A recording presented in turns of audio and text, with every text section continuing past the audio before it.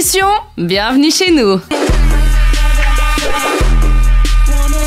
Les gars, je sais pas si c'est comme ça chez vous ou pas, mais chez moi, quand on est en famille le dimanche après-midi à la maison, on sait pas quoi regarder à la télé, on se dit ok, on va essayer de trouver un film, une petite série ou quoi à regarder, et c'est toujours la merde.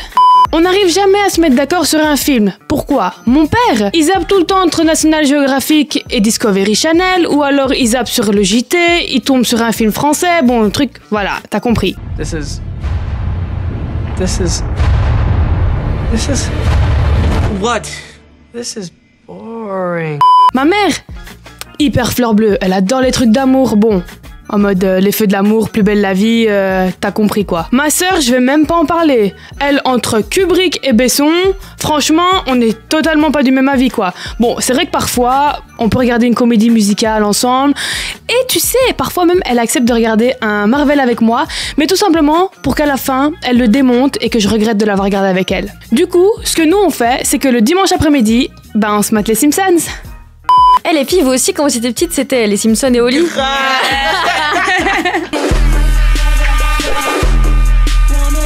Aujourd'hui, je vous parle de traditions insolites à travers le monde. La première, c'est une coutume vraiment bizarre et même carrément dangereuse. Ça se passe en Inde. À la naissance des bébés, on les balance du haut d'un bâtiment pour qu'ils retombent directement dans un drap tendu au sol.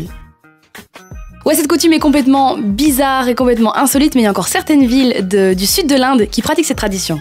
Alors au Japon, on évite de planter ses baguettes dans sa nourriture de manière complètement verticale. Pourquoi? Parce que ça rappelle l'encens, et l'encens en général au Japon, on l'allume quand il y a des morts. En Écosse, juste avant le mariage, on recouvre la mariée de plein d'immondices, des saletés, la totale, de la sauce, du lait qui a tourné, des restes de viande, plein de saletés. Pourquoi? Parce qu'en fait, on se dit, si elle a survécu à ça, elle survivra au mariage. Au Soudan du Sud, on dit qu'une femme, une fois qu'elle est mariée, doit offrir à son mari minimum 2 enfants. Si elle n'a pas offert à son mari 2 enfants, son mari a le droit de demander le divorce. Attends. Donc si c'est ça le prix à payer pour se marier, moi je reste single. Tu comprends le lingala, mbote mon chéri? Je fais du real hip-hop comme les mecs en Amérique.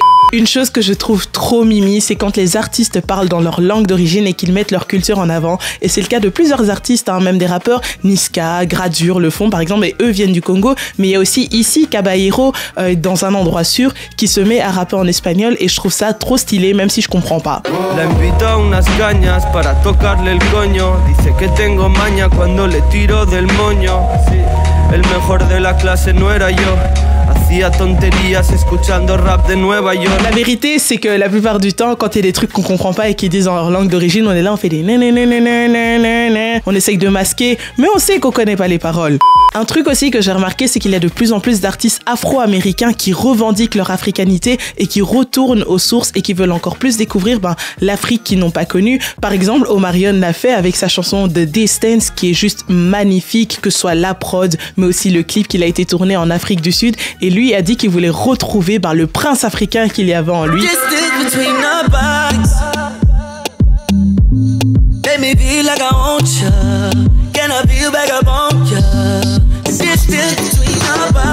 Et donc ça c'était marrant parce que c'est un peu comme le cliché que tous ces Américains ont un peu sur l'Afrique, et un bel exemple de ça, c'est Un prince à New York, mon film préféré personnellement. C'est vraiment n'importe quoi, le royaume de Zamunda, mais on adore. 243, y'a air. Bon, on parle de famille, du coup je pense à nos mamans. Du coup je me suis dit pourquoi pas vous proposer quelques astuces pour maquiller les peaux matures.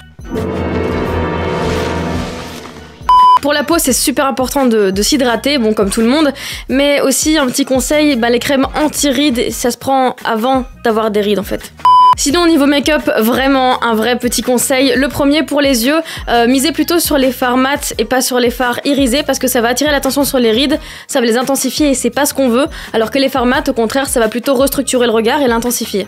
Aussi, on oublie le crayon noir dans la muqueuse, on oublie ça, donc on le remplace par un crayon blanc ou encore mieux un crayon couleur chair, parce que ça va éveiller le regard au lieu de le plomber complètement.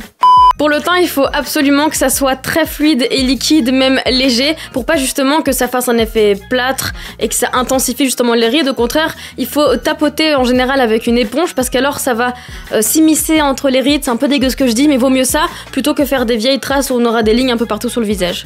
Et si vous voulez une vidéo plus détaillée là-dessus, n'hésitez pas à le dire en commentaire. Moi, en tout cas, les filles, ma mère, elle a trouvé la solution.